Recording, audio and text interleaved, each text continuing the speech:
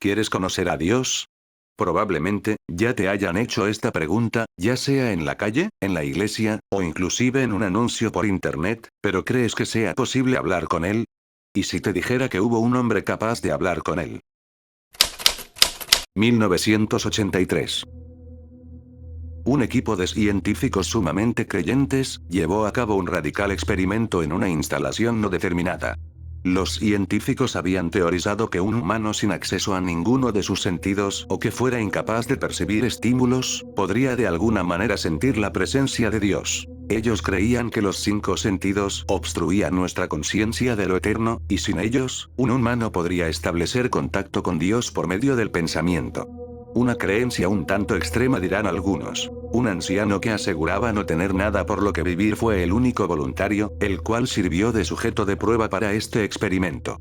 Para privarlo de todos sus sentidos, los científicos llevaron a cabo una compleja operación en donde cada nervio sensitivo conectado al cerebro fue quirúrgicamente seleccionado. Aunque el sujeto mantuvo intacta su función motora, cada una de sus funciones estaba lo suficientemente inutilizada como para poder comunicarse, no podía ver, oír, saborear, oler, o sentir.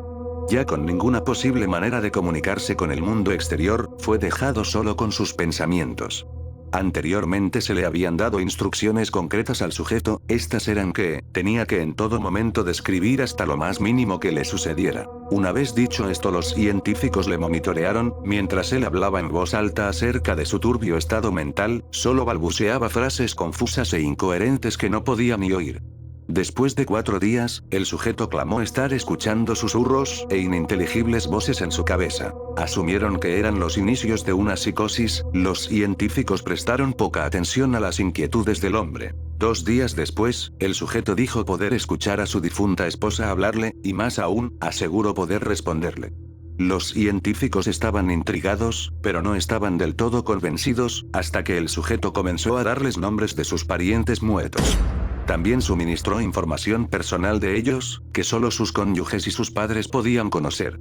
En este punto, una porción considerable de los científicos abandonaron el estudio, ya que se sentían incómodos debido a este suceso. Después de una semana de conversar con los fallecidos a través de su mente, el sujeto se puso ansioso, diciendo que las voces eran abrumadoras.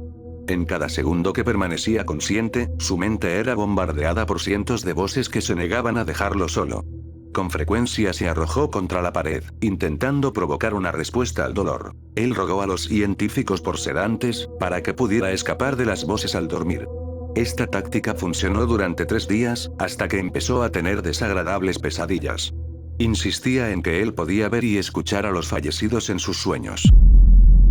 Un día después, el sujeto comenzó a gritar y desgarrar a sus no funcionales ojos, con la esperanza de sentir algo en el mundo físico. El sujeto ya histérico clamaba que las voces de los muertos se volvieron insoportables, hablando del infierno y el fin del mundo. A partir de ahí, él gritaba: "No hay cielo, no hay perdón", por 5 horas consecutivas.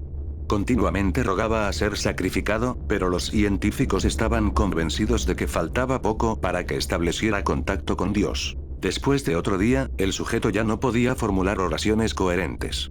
Aparentemente enloquecido, comenzó a triturar a mordiscos la carne de su brazo. Los científicos intervinieron atándolo a una mesa para que no pudiera quitarse la vida. Después de unas horas de estar atado, el sujeto detuvo su lucha.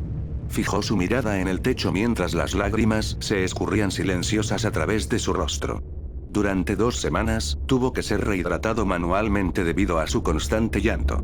Finalmente, giró su cabeza y, a pesar de su ceguera, hizo contacto visual con un científico por primera vez desde que comenzó el estudio. Le susurró: "He hablado con Dios, y Él nos ha abandonado".